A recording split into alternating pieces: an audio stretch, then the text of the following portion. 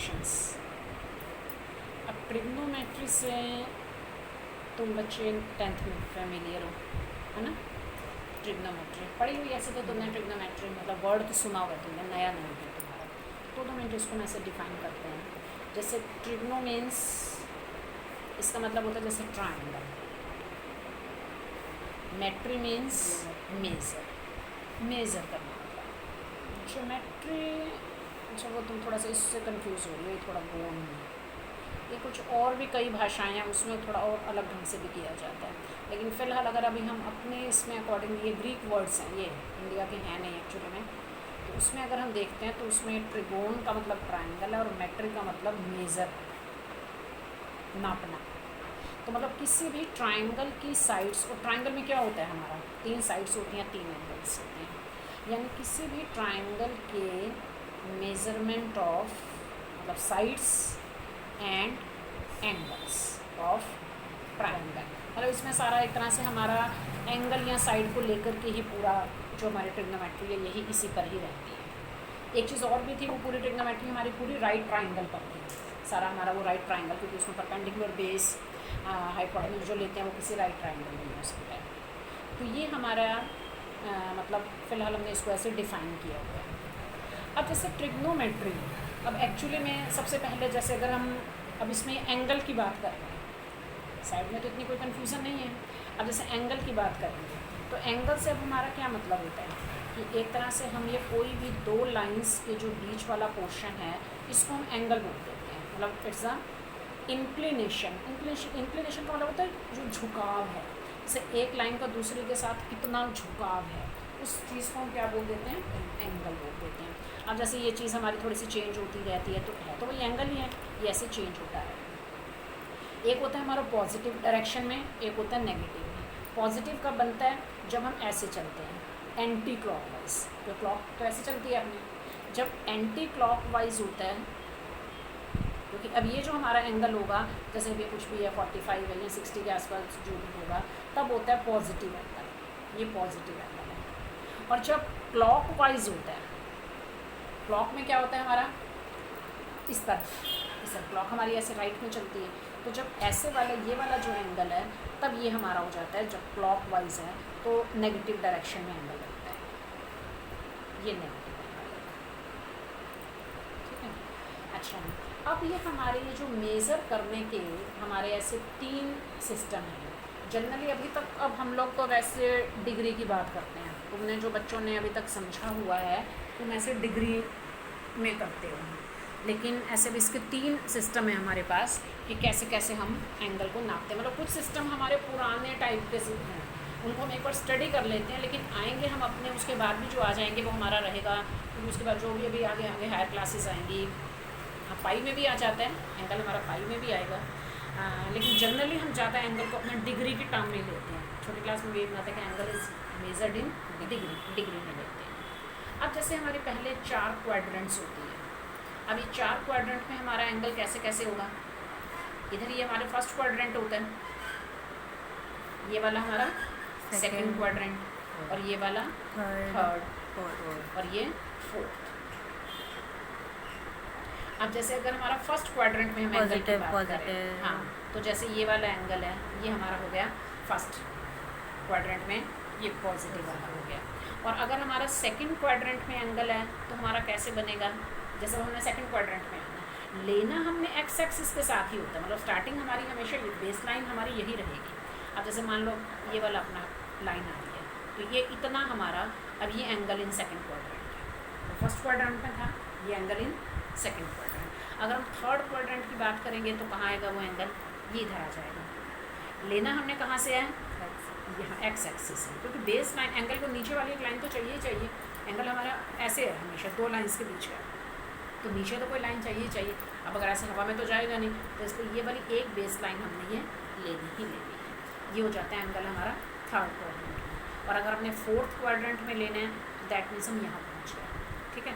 ये हमारा फिर यहाँ से लेकर लाइन तक, मतलब जहाँ तक लाइन आ रही है, हमें स्टार्टिंग हमेशा एक्स एक्सिस से है, जहाँ तक लाइन है वहाँ तक हमारा एंगल चला जाएगा। तो ये हमारा फर्स्ट में है, ये सेकंड में, ये थर्ड में, ये फोर्थ में, ये जैसे से हमने बनाया।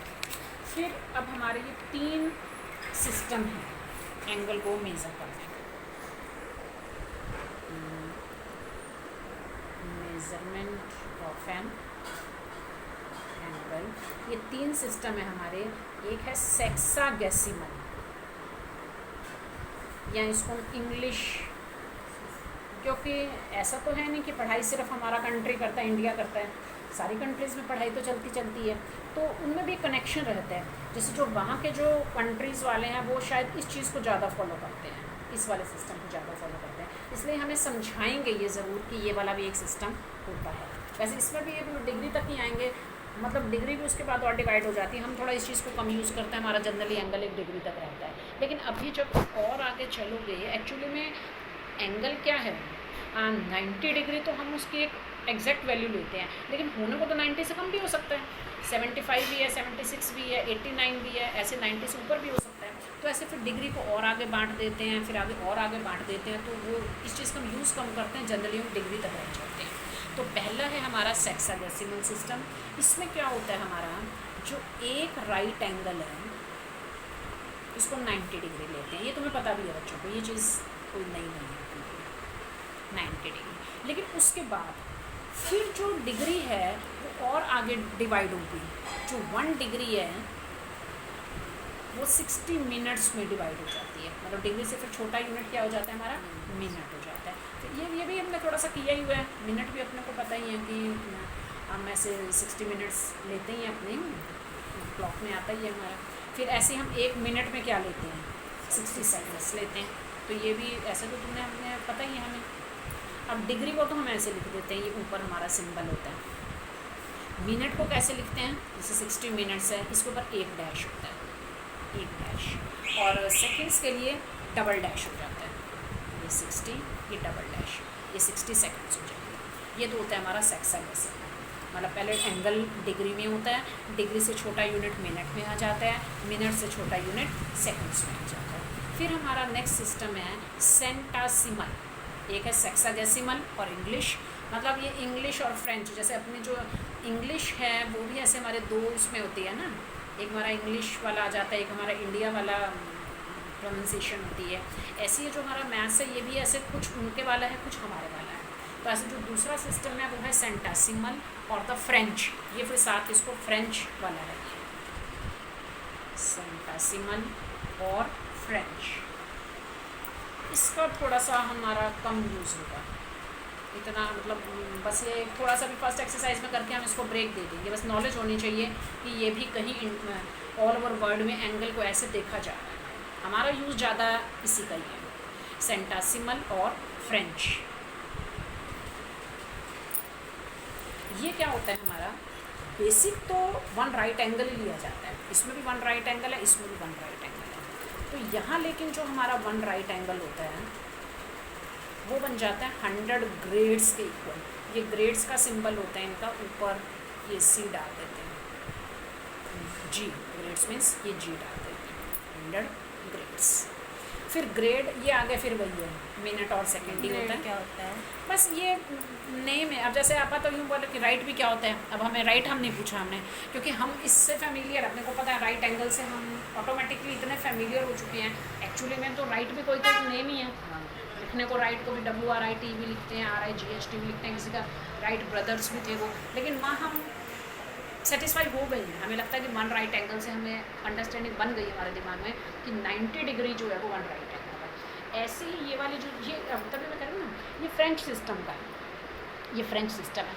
मतलब जब 100 ग्रेड्स, जैसे अब इतने इसमें अपने 90 डिग्री मिलते हैं तो एक राइट एंगल होता है, इसमें 100 ग्रेड जब इकट्ठे हो जाते हैं तो एक राइट एंगल होता है। मतलब जो होंगे वही 90 डिग्री अपने, इतना से हमारे तो 90 डिग्री होंगे। अब जैसे अपनी करेंसी है, अपनी करेंसी भी तो ऐसे है, हम रुपी में करते हैं, और कंट्रीज़ में जैसे हमारे इतने रुपये मिलकर उनके इतने वो बनते हैं, पाउंड्स बनते हैं। तो ऐसी ये वाली चीज़ें, ये सब ऑल ओवर कंट्रीज़ का एक अलग अलग है ना, हर कंट्री की अलग करेंसी है, और किसी कंट्री में रुपी चलता ही नहीं होगा मेरे ख्याल से, हमारे सिर्फ इंडिया में ही चलता है। लेकिन वही एक कनेक्शन है ना, कितने रुपीज़ मिलकर उनके, कहीं में अपना ये वाली जो रुपी है वो ज़्यादा है, कहीं में ये वाला कम भी बहुत है। तो ये वाला ऐसे ही ये वाली चीज़ है, ये अपने मैथ्स में है कि जो एक राइट एंगल है वो ऐसे 100 ग्रेड्स बनाए हुए हैं। मैं कह रही हूँ इसके बहुत ज़्यादा नहीं, कभी हमें इतना पता भी नहीं चलेगा इसके बारे में। तो ये सिर्फ हमें एक नॉलेज में लेना है कि एक ये एंगल मेज़र करने का सिस्टम है।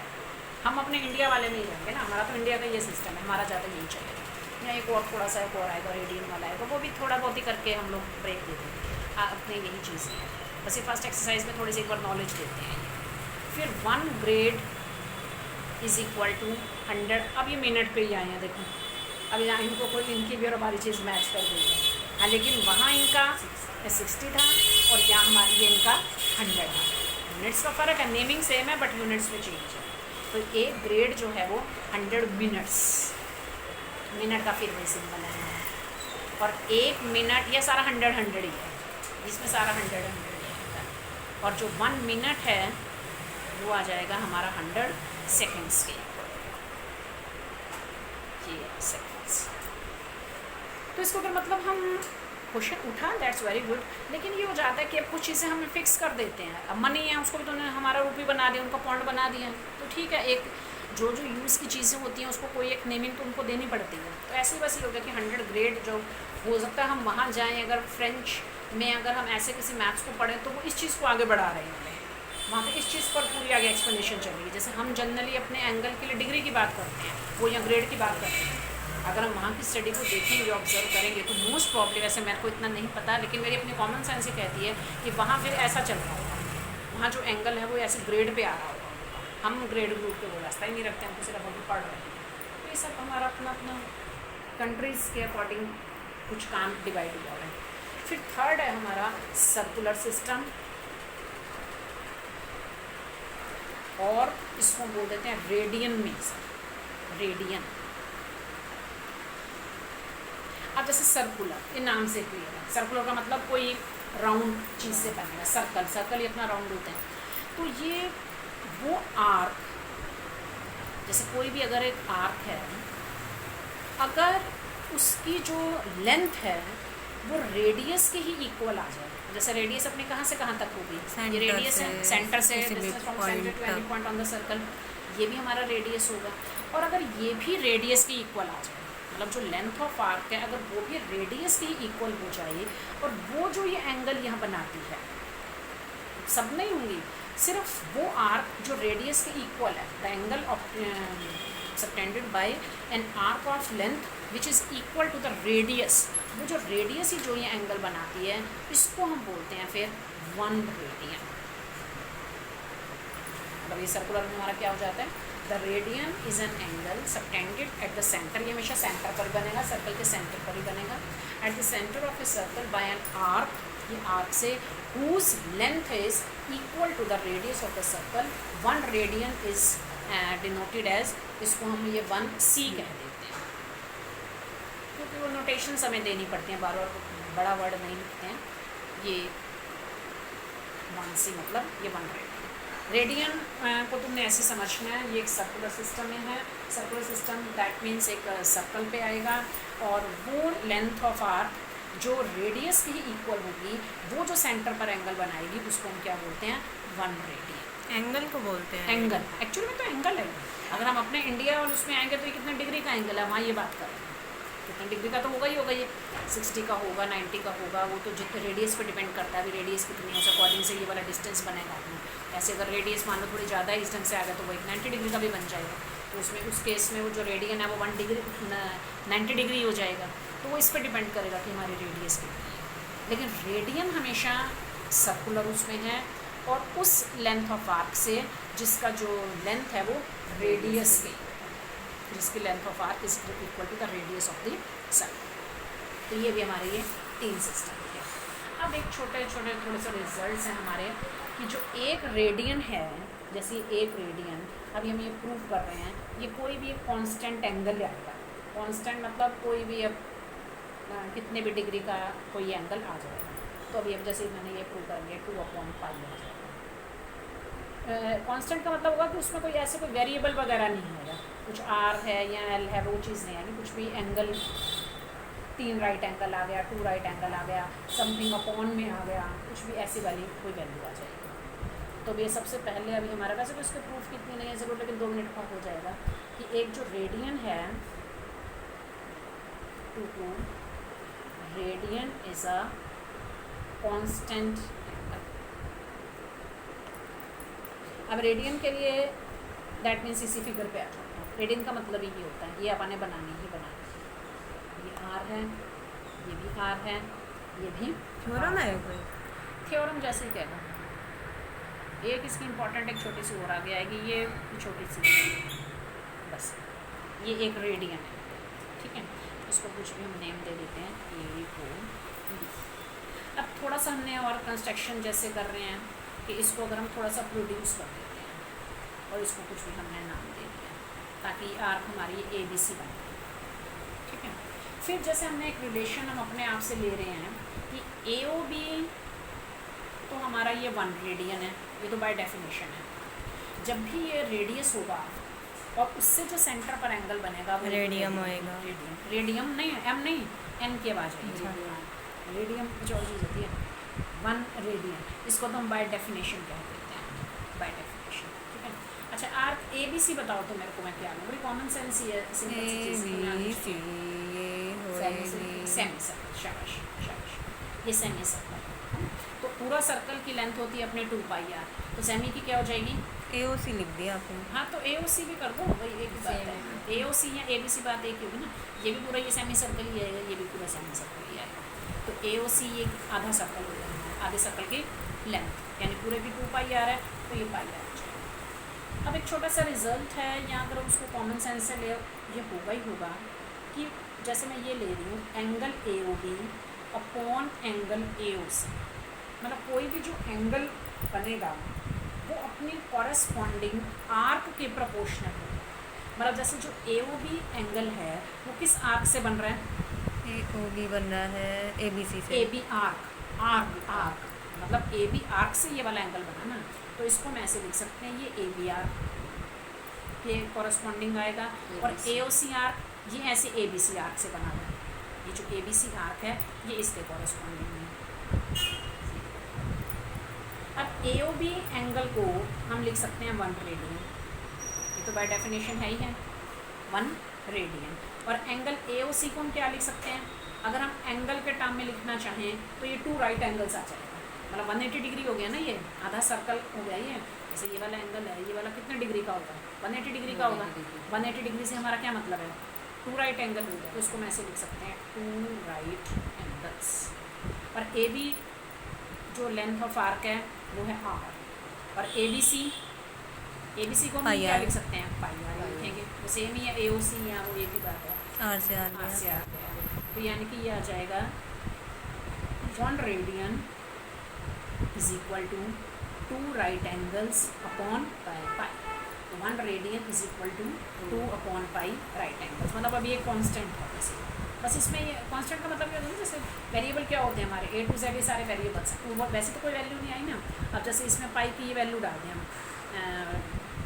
फिलहाल अगर इसमें 22/7 डालें, या फिर अभी ये एंगल की भी बात करेंगे, एंगल फिलहाल वो पाई को हम बस 180 डिग्री ट्रीट करेंगे, तो मतलब यहाँ पे कोई वेरिएबल कभी नहीं आ सकता, तो सॉल्व करके कोई वैल्यू भी आएगी, यहाँ पर वेरिएबल कभी भी नहीं आएगा। तो इसलिए बस हमने प्रूव कर दिया कि जो 1 रेडियन है वो एक कांस्टेंट एंगल है। एंगल तो है ही है, जैसे ये कांस्टेंट इसमें ये आ गया 2 अपॉन पाई। फिर ऐसे अगर पाई रेडियन है, अभी छोटा सा रिजल्ट बनेगा हमारा। अगर पाई रेडियंस हैं,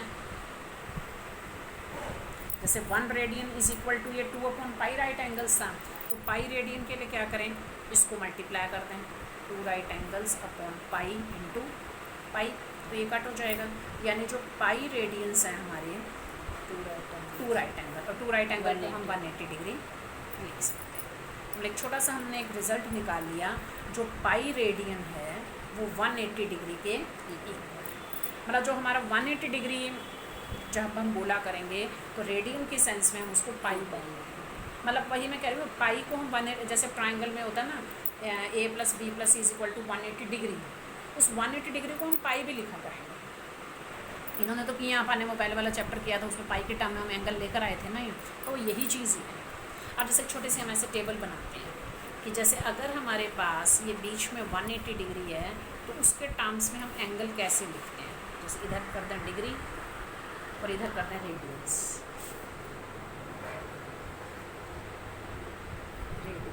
तो वैसे बीच में एक बार 180 डिग्री कर देते हैं। 180 डिग्री से मतलब है तुम्हारा पाई, 180 डिग्री का मतलब है पाई रेडियंस। अब अगर जैसे 180 से छोटा अपना आ जाएगा इधर 90 डिग्री, तो 90 डिग्री को पाई के टर्म में क्या लिख सकते हैं अपन, पाई बाय 2, उसका आधा कर दो। 90 से छोटा जैसे फिर अपन ने एंगल लिया था 60 में क्या लिख सकते हैं, पाई बाय 3। Pi by 3, 180/3। ऐसे फिर हम ये लिखते हैं 45 ले लें, 45 के लिए पाई की टर्म में क्या लिखेंगे, 4। Pi by 4। ऐसे से छोटा भी एंगल तुमने 30 डिग्री किया, पाई पाई बाय बाय 6। ऐसे दो चार और आगे के अगर हम लिखना चाहें, जैसे ये 180 डिग्री हमने ले लिया, इन्होंने हाँ, 270 है, 270 का मतलब